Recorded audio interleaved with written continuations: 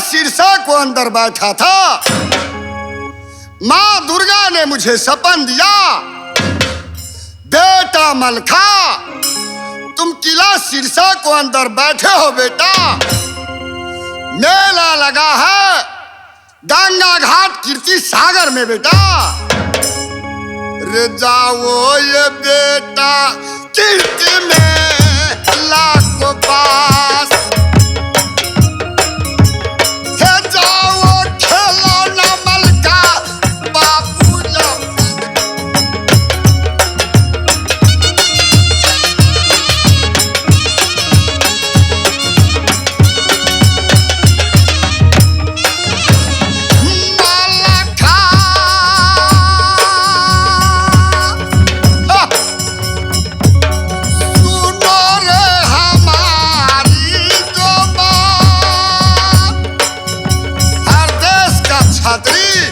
हर देश का सुबह रमेला ये कर लो याजा कीर्ति सागर,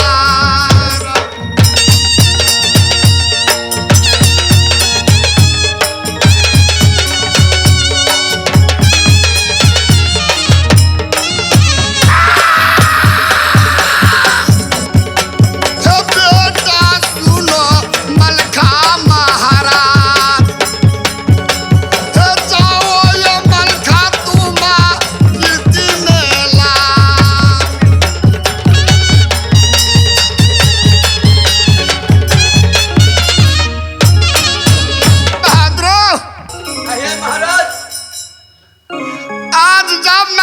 बंगले के ऊपर उपस्थित था जी, जब माँ दुर्गा मुझे सपन दिया भाई साहिबात महाराज, रे रात सपन में मैंने बाउरा देखा, कौन है महाराज? रे दुनिया को देखा मैंने अजबा ख्याल, कौन है महाराज? रे चलो बहादुर राजा कीर्ति सागर,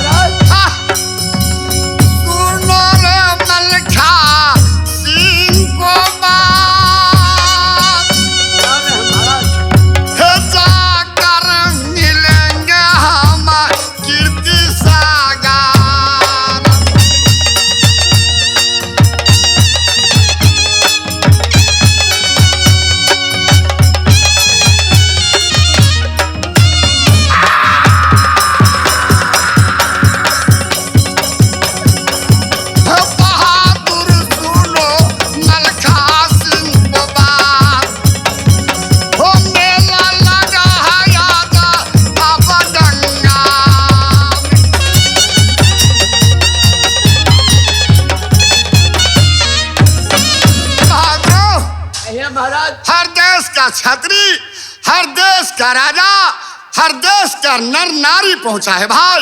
ये क्या महाराज? जब मलखा सिंह को तंबूक मेला में रहेगा, समझ गया महाराज? कीर्ति सागर मेला में रहना हो सियारी बहादुर मेलवा में भाई, कौन है महाराज?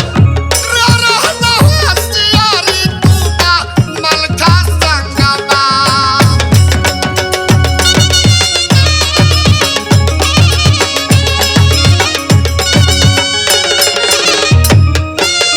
भाइया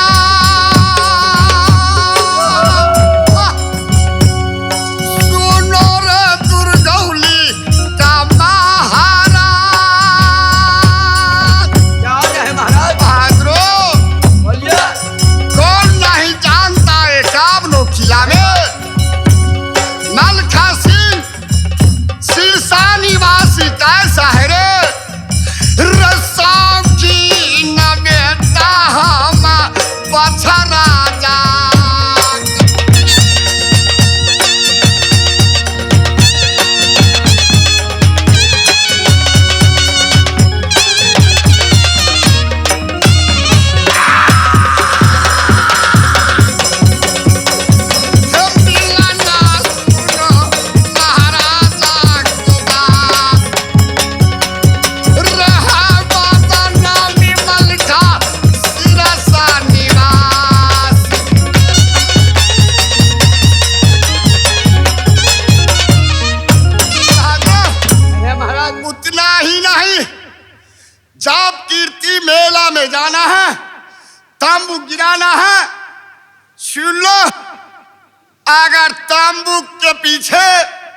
कोई राजा कोई छात्री हमला करेगा।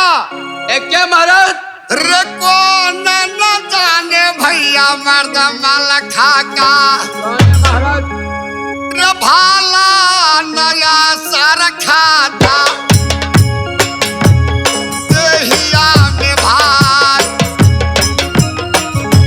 रे माल के भाला से भैया धरती को काप।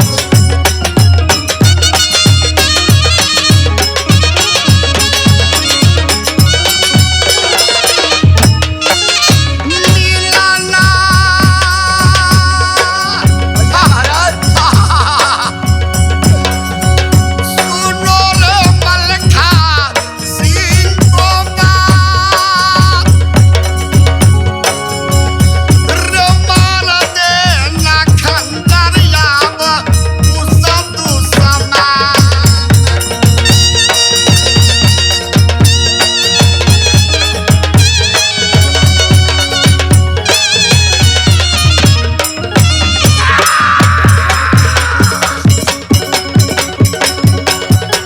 रे बहादुर चलो महाराजा को साथ, रे चलो बहादुर राजा राजा मेला में।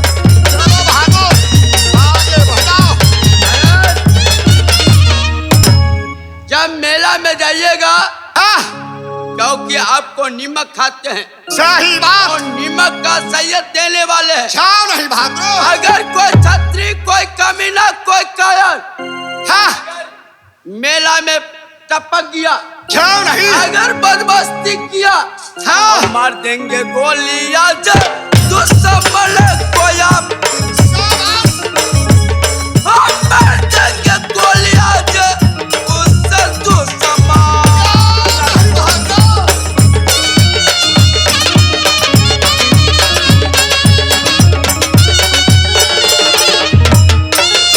बहादुर महाराजा सुरैया मेला लगे चौपा, सही में महाराज हूँ। ओ मत घबराइए महाराजा उस मेला बा।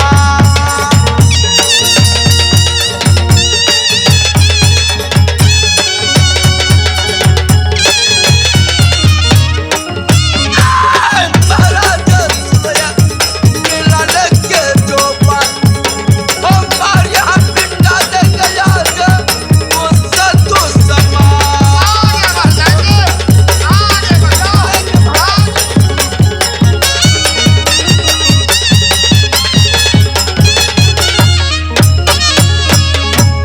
भाभी जी, देवर जी, यही मेरा सागर कृति है। इसमें अपना तंबू को गिरा लो, सब अपना व्यवस्था कर लो और यहाँ अपने आराम में लग जाओ।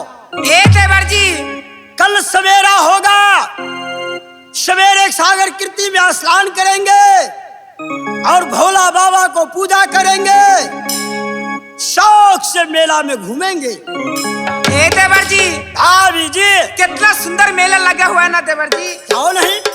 ए देवर जी, इतना सारा भीड़ है मेला में, हमको तो बहुत अच्छा लग रहा है देवर जी। क्यों नहीं भाभी? मेला देखने की चीज है। ए देवर जी, बोलेगी हमको लिए आप क्या क्या खरीद दीजिएगा देवर जी? ए पगली, अभी तंबुक में रहो रात भर, कल सवेरा में होगा मेला में प्रवेश करेंगे, जो तुम्हारी इच्छा होगा वो उदार खरीद देगा। ए देवर जी, एक खिलौना देखिए कितना सुंदर है। क्यों नहीं? आ किन दीजिए एक खिलौना देवर जी, बेटा लया। हाय हाय हाय हाय, बोलेगी बेटा जो खेलेगी देवर जी, बेटा ही दलाल। क्यों नहीं?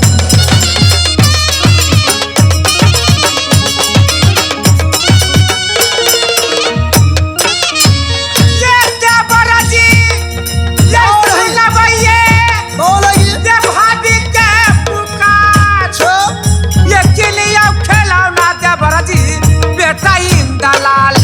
क्यों नहीं?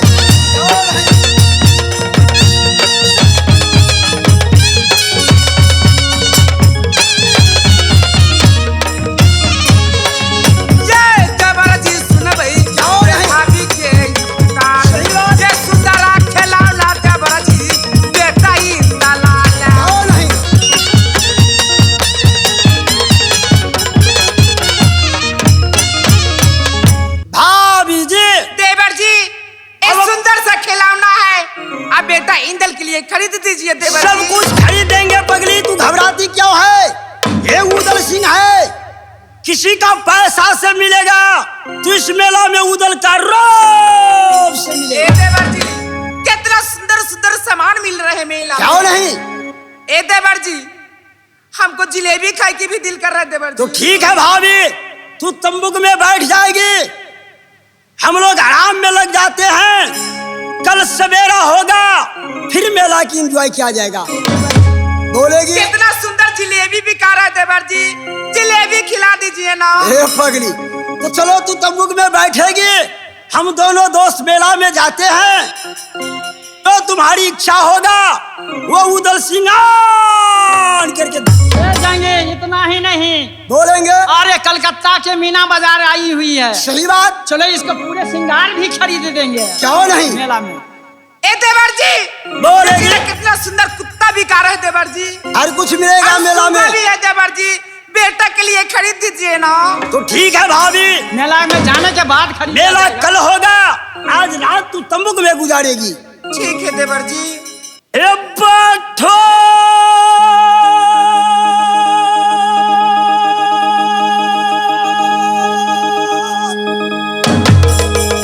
लक्ष्मीनिया है,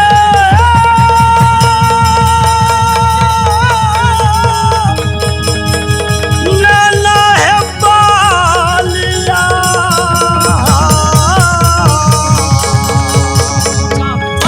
देवर जी, हो बैठो ये बैठो लक्ष्मीनिया या बतंबुका।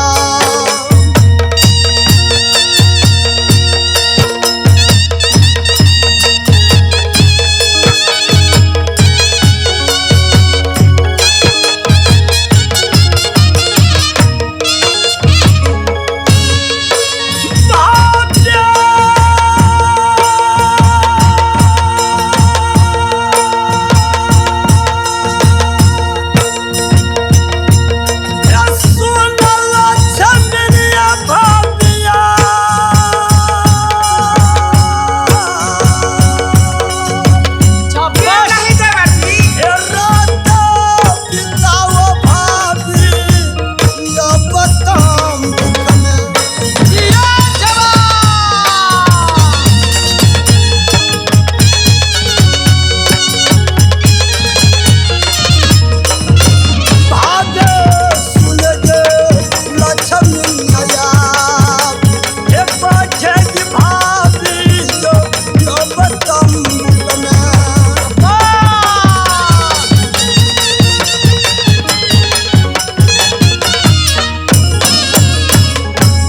जी, बोलिए ना देवर जी। अब सोचने विचारने की बात कोई नहीं है, आप तंबुक में जाके बैठ जाएगी।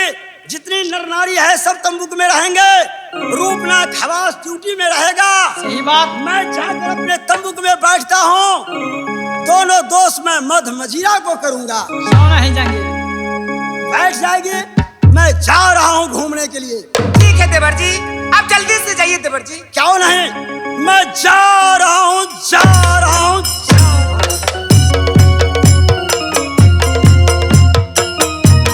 इस समय मैं मेले सा में चला आए हूँ।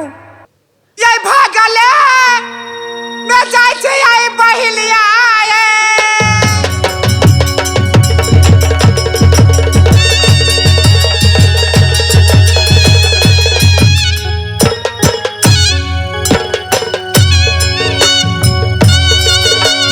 अब यही सुंदरता हमार मेलबा में जाया जया बा।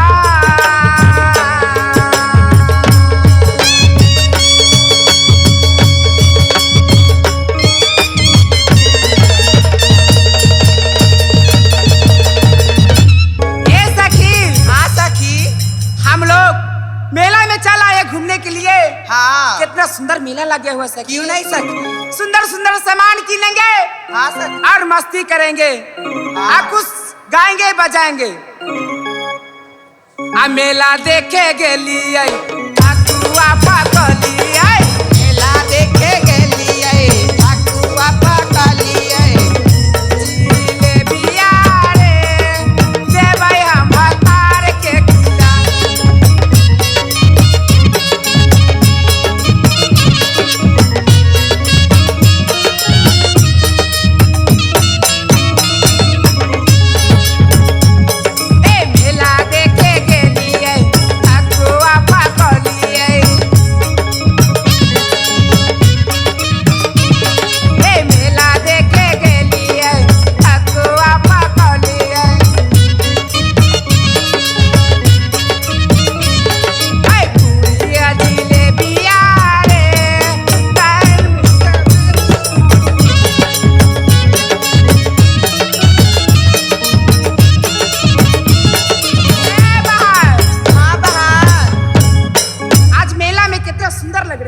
हाँ बहन। अब क्या क्या खरीदे बहन? बहन मैं तो पूरा बैग भर के खरीद ली हूँ सामान। ए बहन मैं भी अपना भरपूर सामान किन ले हूँ बहन। ए बहन। हाँ बहन। अब क्या क्या खरीदेंगे बहन?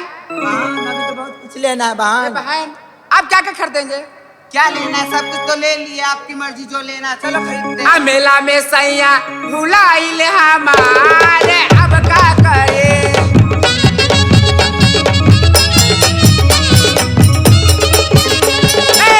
मेला में सैया भुलाइल हमार अब का करे।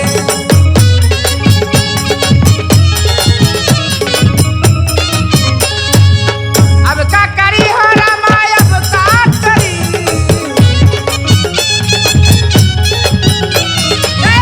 अब का करी हो रामा अब का करी।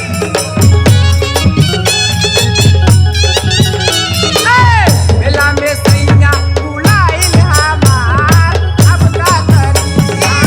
मेला में सैया भुलाइल हमार अब का करी। मेला में सैया भुलाइल हमार।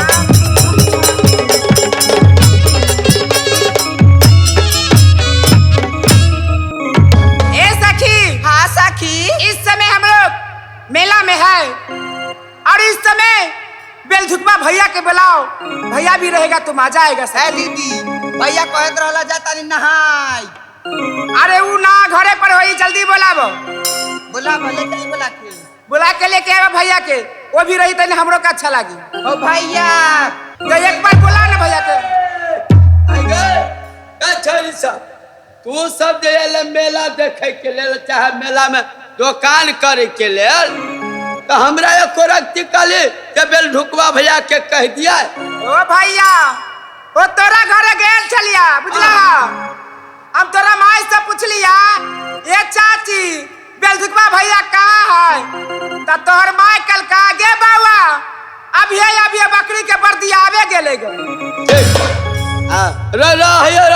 हम हो जब मेला में घूम मेला देखे जाया ठकुआ पकाया। मेला देखे जाया ठकुआ पकाए लोटा है पितारिया रे काटब हम खेतारिया रे।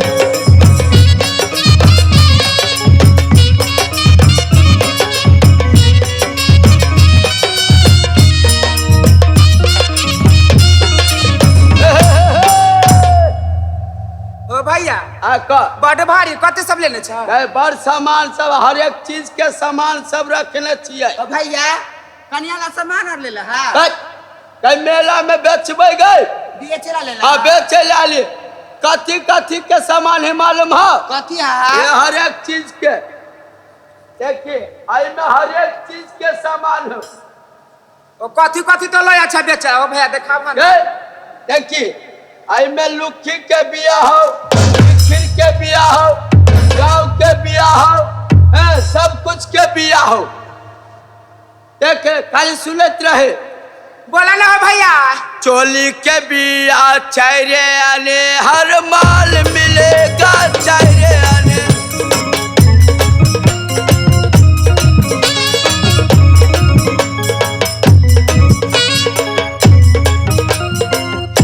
खिखरी के बिया चायरे आने हर माल मिलेगा चायरे आने।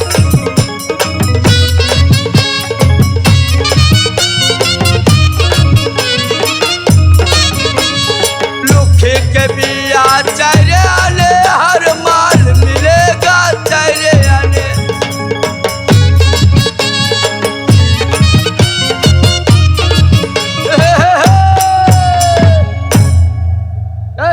कल हाँ भैया। अपन अपन दुकान लगा। आ सिरसा के मेलावा में हाँ, असैया भूलैल ये दरोगा बाबू। आ सिरसा के मेलावा में असैया भूलैल ये दरोगा बाबू। ये दरोगा बाबू खोज दीही धनिया हमार।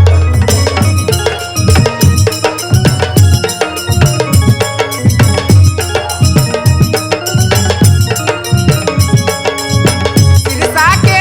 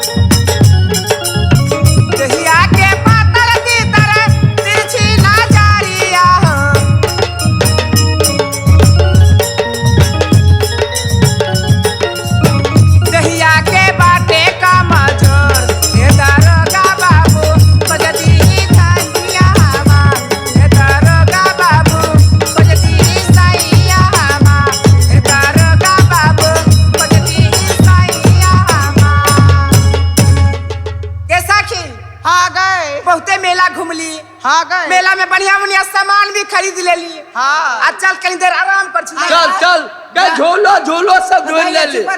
हमार कोकुआ भाई कोई चले आबे गाय गे बहना गे बड़ जोर भूख भी लग गया हो मेला में।